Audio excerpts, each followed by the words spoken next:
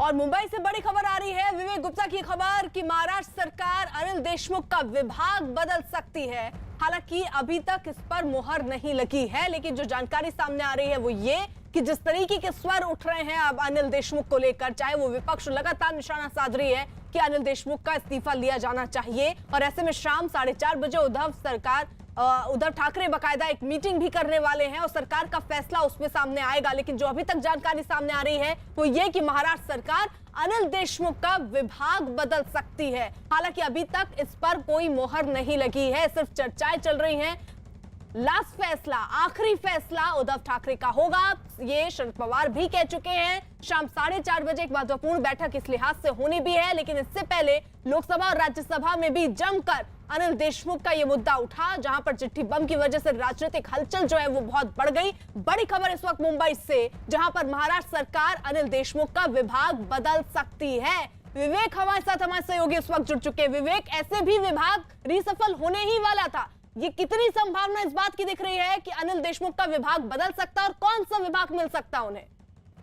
देखिए अर्पिता, जिस तरीके से महाराष्ट्र के गृह मंत्री अनिल देशमुख बार बार विवादों के घेरे में आ रहे हैं और उनके ऊपर आरोप लगे हैं, काफी संगीन आरोप है। और वो सर्विंग ऑफिसर परमवीर सिंह ने आरोप उनके ऊपर लगाए हैं कि उन्होंने मुंबई पुलिस के कुछ अधिकारियों के साथ मिलकर हर महीने 100 करोड़ रुपए वसूली करने का उन्हें जिम्मा दिया था। जिसके बाद परमवीर सिंह ने बकायदा इसकी शिकायत, 8 पन्नों की शिकायत जो चिट्ठी थी उन्होंने महाराष्ट्र से चीफ मिनिस्टर उद्धव ठाकरे को लिखी थी। अब जो बड़ा डेवलपमेंट सामने आ रहा है कि उन्होंने परमवीर सिंह ने एक पिटीशन सुप्रीम कोर्ट में फाइल की है और मांग की है कि इस पूरे मामले की चाहिए और खासकर अनिल देशमुख के ऊपर जो एलिगेशंस लगे हैं उसकी पूरी जांच होनी चाहिए।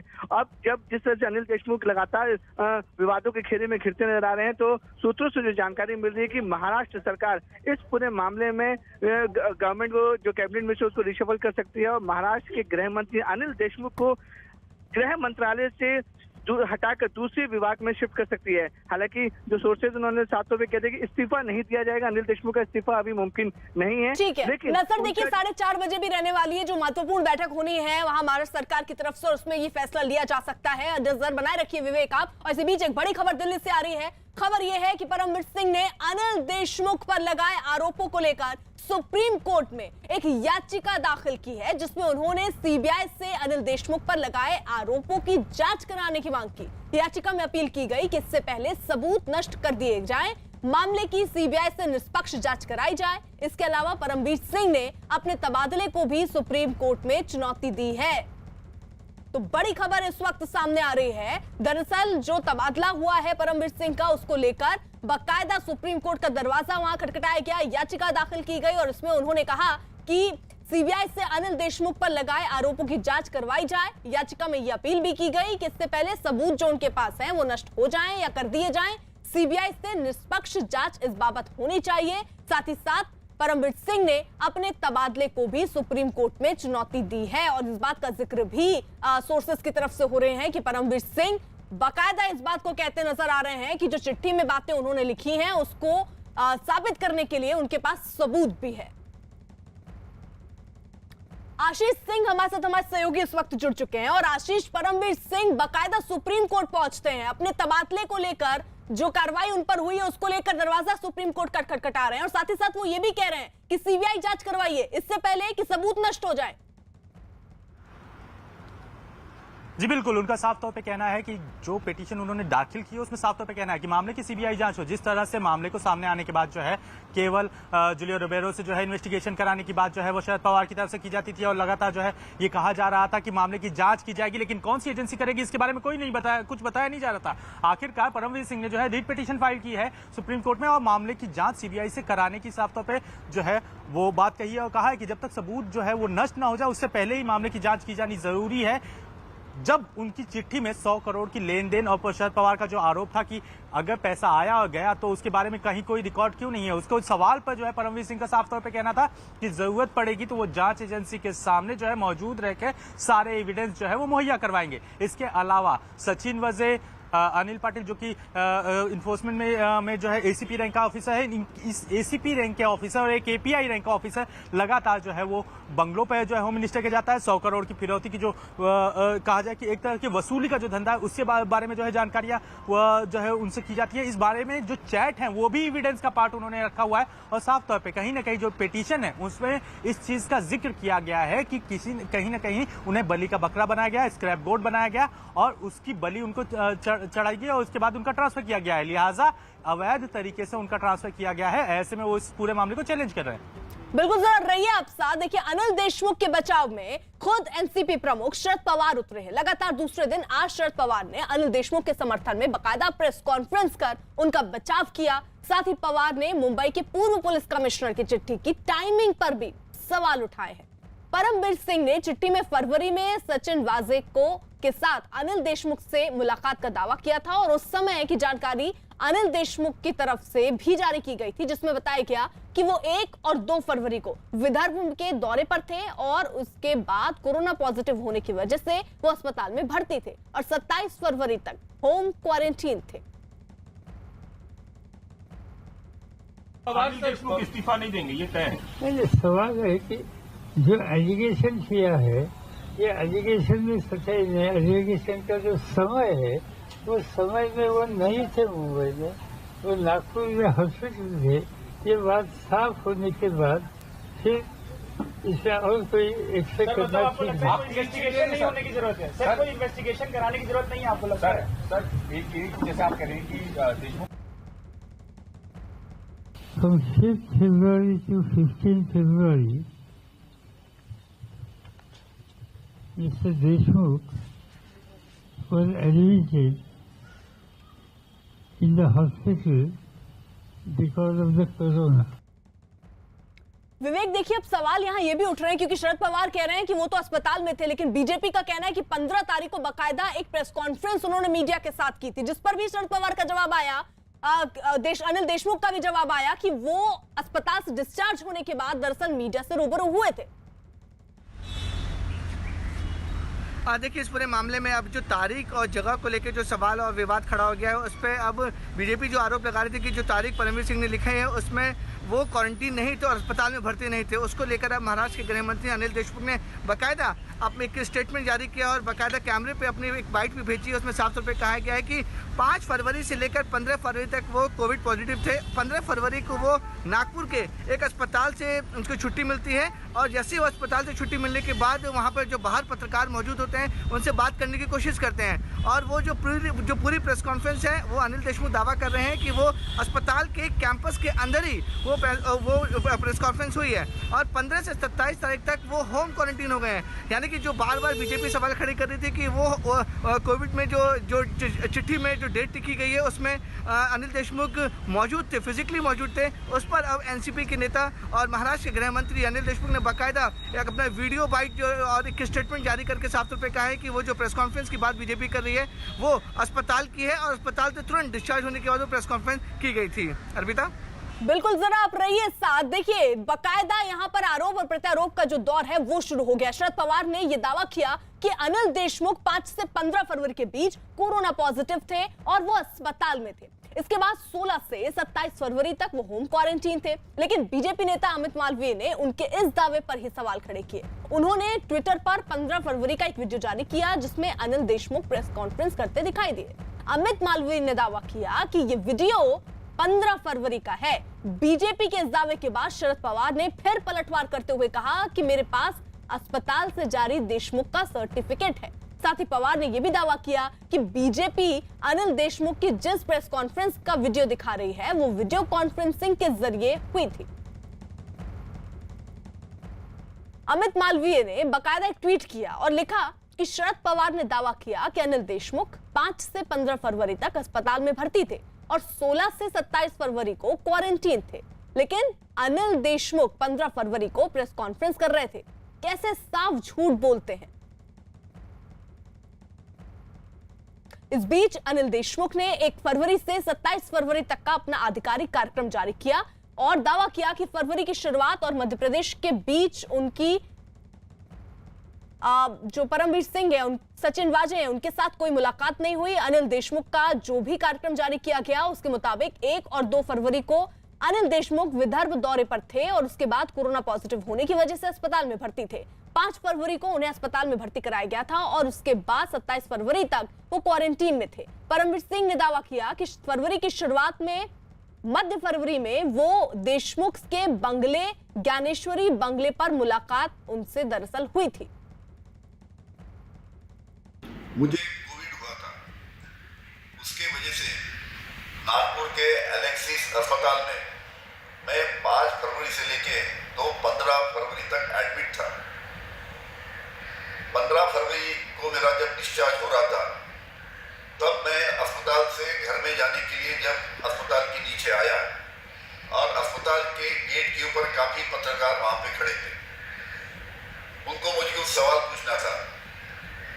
मैं कोविड की वजह से मेरे में वीकनेस था, उसके वजह से मैं वहीं कुर्सी पे बैठ के उनके सवालों का जवाब देके गाड़ी में बैठ के होम क्वारंटाइन 27 फरवरी तक हो गया। 28 फरवरी को मैं पहली बार घर के बाहर निकला। आशीष, जिस तारीख का जिक्र हो रहा है और जिस प्रेस कॉन्फ्रेंस का जिक्र हो रहा है, वो प्रेस कॉन्फ्रेंस क्या वीडियो कॉन्फ्रेंसिंग के जरिए हुई थी? क्योंकि शरद पवार तो ये कह रहे हैं और बाकायदा अनिल देशमुख कह रहे हैं कि वहां पर मीडिया थी और उनसे वो उन्होंने बातचीत की थी जब वो डिस्चार्ज हुए।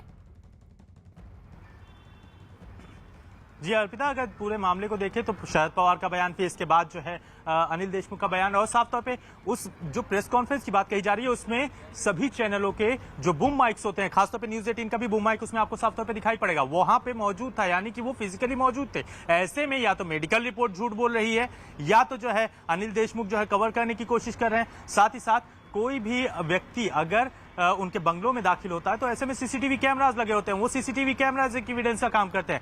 ऐसे में ये सारी चीजें कहीं ना कहीं अनिल देशमुख के खिलाफ ही जाती है, विरोधाभास साफ तौर पे दिखाई पड़ रहा है। और उसके अलावा खुद जो है जो परमवीर सिंह है, परमवीर सिंह यहाँ पे मौजूद है और सबसे अहम बात ये कि उनके चैट भी जो है वो एसीपी पाटिल के साथ जो है हुए हैं। वो एक डॉक्यूमेंट्री एविडेंस है जो जिसमें एसीपी पाटिल बता रहे हैं कि आखिरकार जब उन्हें होम मिनिस्टर के बंगले पे बुलाया गया था तो इस दौरान क्या बात हुई थी। सचिन वजे भी वहां पे मौजूद था। इसके बाद जो है एसीपी की मीटिंग के बाद जो है सचिन वजे ने मुलाकात की। इन सारी चीजों का जिक्र भी उसमें किया गया है, यानी कि एक पूरी डॉक्यूमेंट्री एविडेंस है और उसी को काउंटर करने की कोशिश में फिलहाल एनसीपी जुटी हुई है। रहिए जरा आप साथ। देखिए, मुंबई के पूर्व पुलिस कमिश्नर परमवीर सिंह के लेटर बम के बाद इसकी गूंज जो है वो मुंबई से लेकर दिल्ली तक सुनाई दे रही है। परमवीर सिंह ने अपनी चिट्ठी में गृह मंत्री अनिल देशमुख पर वसूली के लिए दबाव बनाने का आरोप लगाया, जिसके बाद विपक्ष अनिल देशमुख के इस्तीफे की मांग पर अड़ गया। आज इसी मुद्दे पर मुख्यमंत्री उद्धव ठाकरे ने महाअघाड़ी के नेताओं की बैठक भी बुलाई है, तो दूसरी तरफ आज ये मुद्दा लोकसभा और राज्यसभा में भी गूंजा। इस दौरान कांग्रेस और बीजेपी के सांसदों के बीच जोरदार बहस भी हुई। सभापति महोदय, मैं भी उसके कारनामे आपको पढ़ के दिखाता हूँ, मुंबई के उस वक्त के रुबेरो कमिश्नर, उन्होंने बताया ये परमवीर सिंह, अगर लेटर में पढ़ा के आपको दिखाऊंगा तो एक मोस्ट करप्टेड। शिवसेना, एनसीपी और कांग्रेस के एक साथ अनिल देशमुख के बचाव में उतरने पर केंद्रीय मंत्री मुख्तार अब्बास नकवी ने हैरानी जताई और साथ ही दावा किया कि जो आरोप लगे हैं मामला उससे भी ज्यादा गंभीर है। महाराष्ट्र में जो हो रहा है, महाराष्ट्र के उन नेताओं से पूछना चाहिए जो नेता की उसको जस्टिफाई करने की कोशिश कर रहे हैं, एक चीज़। दूसरी चीज़ बहुत इम्पॉर्टेंट है कि अभी तक हम महाराष्ट्र में सुनते थे हफ्ते, फिरौती, फला डिमाका, ये जो एलिगेशन है ये तो हफ्ते और फिरौती का बाप दिखाई पड़ रहा है और उसको जस्टिफाई करना अपने आप उससे भी ज्यादा दुर्भाग्यपूर्ण है, दुखद है। नीरज हमारे साथ, हमारे सहयोगी इस वक्त जुड़ चुके हैं। नीरज, और ये देखिए, ये जो मुद्दा है जो महाराष्ट्र से शुरू होकर अब दिल्ली तक गूंजा, यानी संसद में भी, लोकसभा और राज्यसभा में भी आज इस मुद्दे पर चर्चा हुई, बात हुई।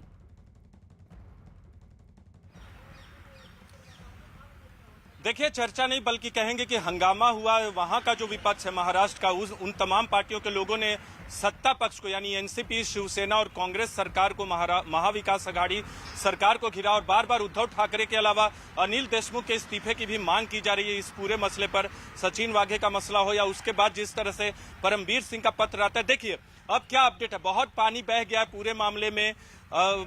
अनिल देशमुख को गृह मंत्री के पद से इस्तीफा तो देना होगा, ये सूत्रों से हमें जो जानकारी मिले ये तय है।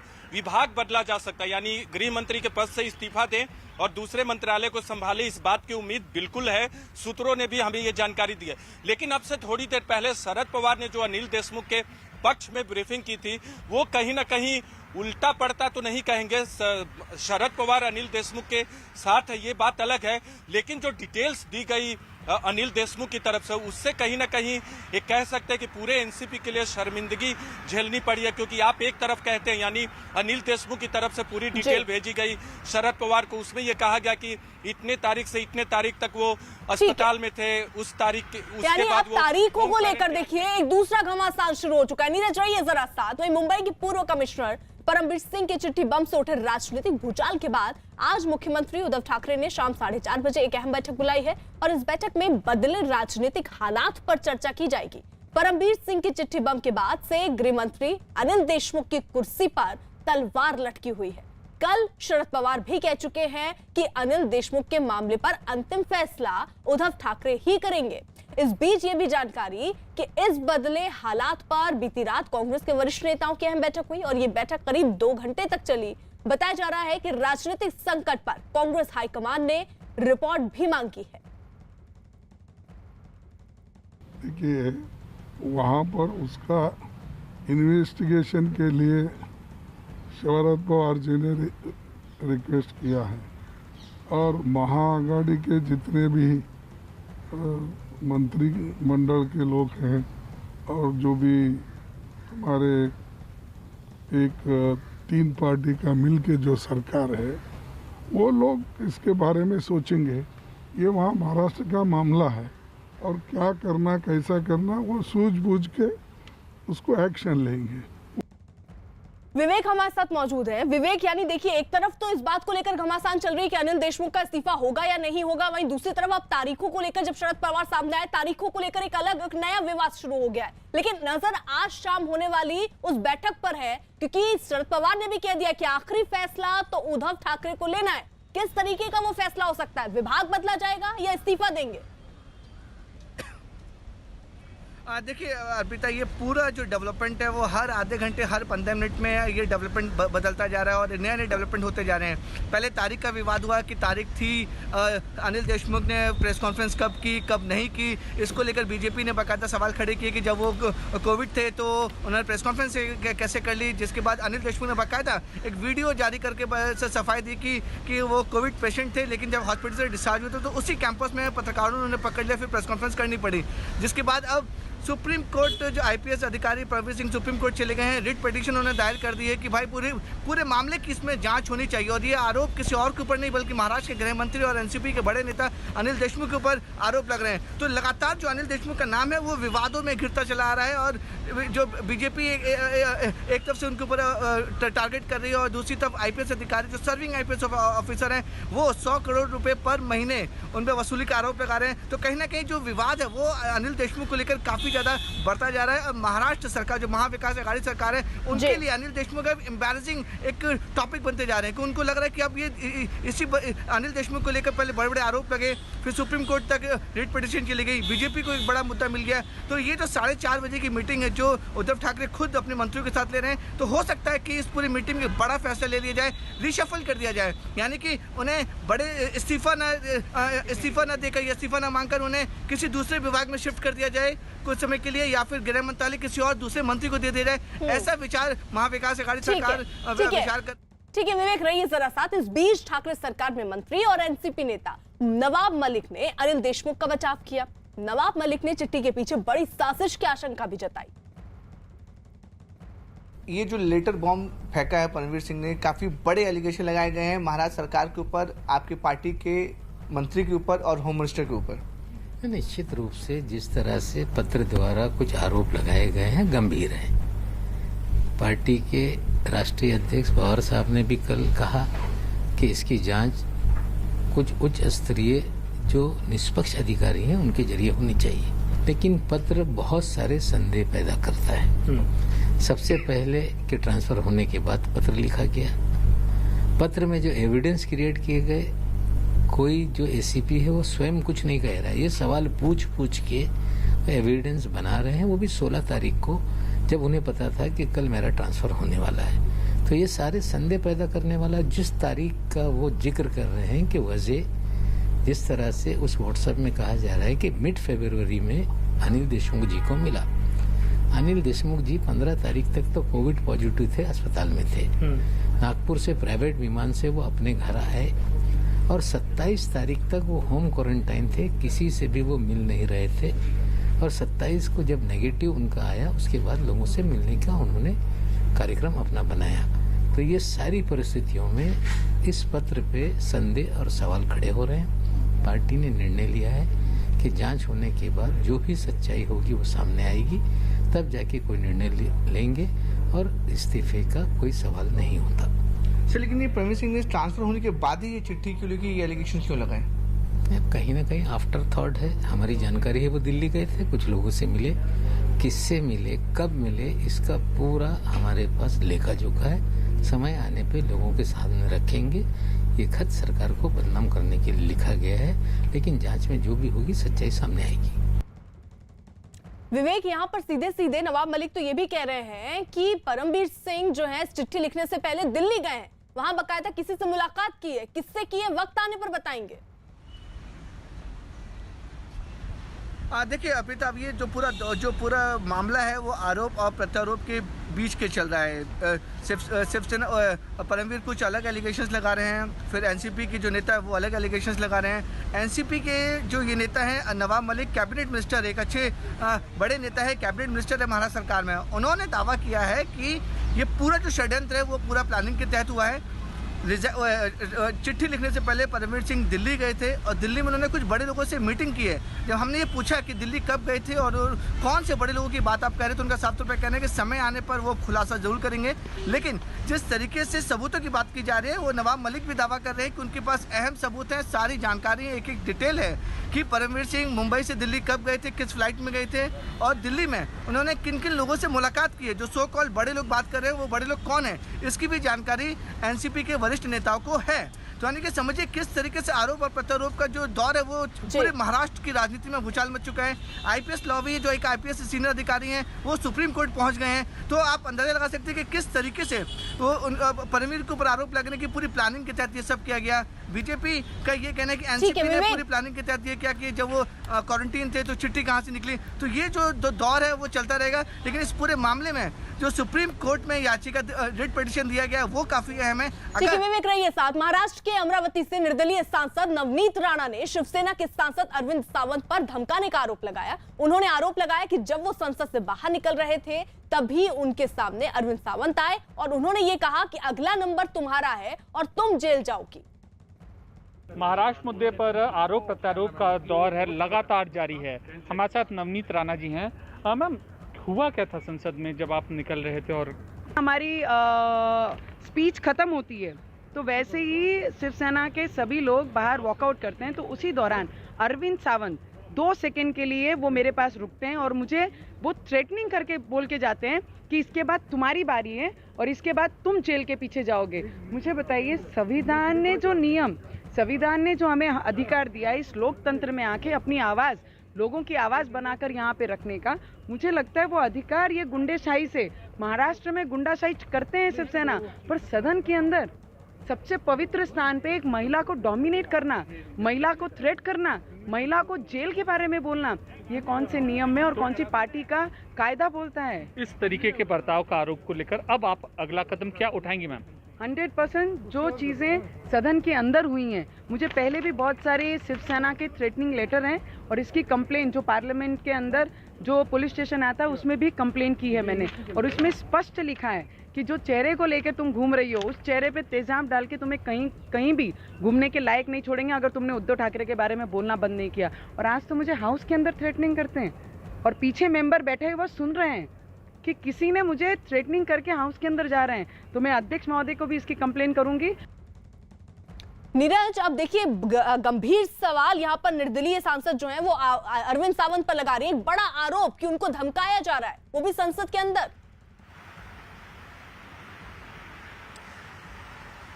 बिल्कुल, राजनीतिक आरोप प्रत्यारोप का दौर जारी है और नवनीत राणा के आरोपों पर जब हमने अरविंद सावंत से बात की, अर्पिता आपसे थोड़ी देर पहले, तो उन्होंने कहा कि आरोप झूठे हैं। न्यूज 18 इंडिया के कैमरे पे उन्होंने ये खारिज किया है तमाम आरोपों को जो नवनीत राणा ने लगाया। लेकिन नवनीत राणा का आरोप अपनी जगह, लेकिन महाराष्ट्र की जो सियासत है, अब बीजेपी और इधर शिवसेना और एनसीपी के नेताओं के बीच कहीं ना कहीं आरोप प्रत्यारोप का दौर जो है वो बहुत तेजी से चल रहा है। हालांकि नवनीत राणा निर्दलीय सांसद है, लेकिन उनका जो पक्ष होता है वो सत्ता पक्ष के खिलाफ होता है, महाराष्ट्र के सत्ता पक्ष के खिलाफ होता है। और आज जो सदन में देखा गया, चाहे लोकसभा की बात करें, राज्यसभा की बात करें, भारतीय जनता पार्टी ने जिस तरह से महाराष्ट्र के मसले को उठाया, परमवीर के पत्र के मसले को उठाया, उसका काउंटर अब से थोड़ी देर पहले शिवसेना की तरफ से प्रेस कॉन्फ्रेंस बुला के किया गया। परमवीर सिंह के नेटवर्क 18 की पहल और आईटीसी की खास पेशकश स्वाभिमान भारत में हम आपके लिए देश भर से ऐसी कहानियां लाते हैं जो आत्मनिर्भरता का बेहतरीन उदाहरण पेश करती हैं।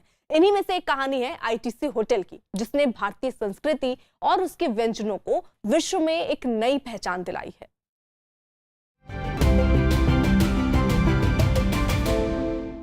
चाहे बात जन्म की हो या मृत्यु की, भारत की संस्कृति और परंपराएं भोजन से जुड़ी हुई है। Under ITC Hotels Responsible Luxury Initiative and Food Sherpa program, we do bring our guests to these places and recreate the same food in the comfort of our hotels.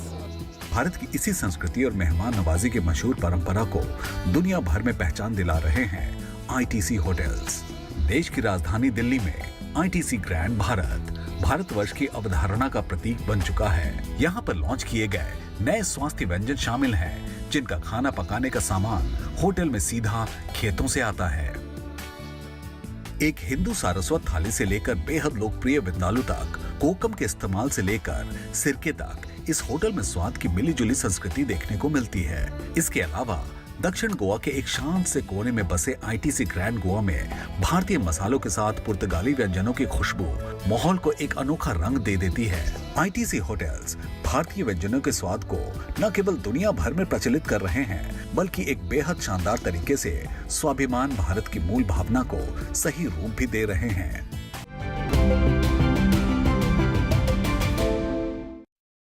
News 18 और बायजूस की पहल यंग जीनियस एक ऐसा मंच है जो भविष्य के हुनरमंदों को अपना हुनर दिखाने का मौका देता है। बायजूस यंग जीनियस के 10वें एपिसोड में हमारे साथ जुड़ी थी बुलिंग के खिलाफ मुहिम चलाने वाली 12 साल की अनुष्का जॉली और 14 साल की वायलिन वादक एंथिया डियोस। देखते हैं उस एपिसोड की एक झलक। मैं हूं आनंद नरसिम्हन, इस जादुई दुनिया में आपका होस्ट और साथी, जो आपको मिलवाने वाला है ऐसी ही यंग जीनियस से जिसके वायलिन छूते ही माहौल मैजिकल हो जाता है। Welcome to Byju's young genius. आइए बैठिए। मुझे बताइए, ये पूरा जो वायलिन के साथ आपका जो ये रिश्ता है, ये कब से शुरू हुआ? When did it start? जब मैं 2 साल की थी, मैं मम्मा को बहुत बार कहती थी कि मुझे वायलिन सीखना है, मुझे वायलिन सीखना है। और उस टाइम पे सब लोग बोलते थे कि मैं बहुत छोटी हूँ। फाइनली जब मैं 6 साल की थी, तब मेरी मम्मा ने मुझे अपने सर प्रोफेसर विंस्टन कोलासो के पास भेजी और उसी टाइम से he is my teacher.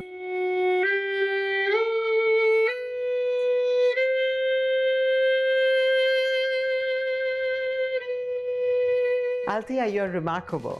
Your violin playing transported me to different countries and different times, and I hope you continue. There are few enough Western classical musicians that we have in India.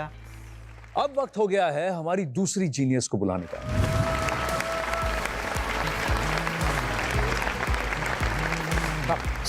हाय अनुष्का। हाय। ये आपके T shirt में क्या लिखा है? मैं जब आप entry कर रही थी मैंने देख रहा था कि आपने क्या हम किसी से बुली नहीं। हम किसी से बुली नहीं। अरे वाह, बहुत अच्छा मैसेज है ये। Anushka, first of all, thank you very much for doing this great gesture, and I'm really happy if I can help you anywhere. Just let me know.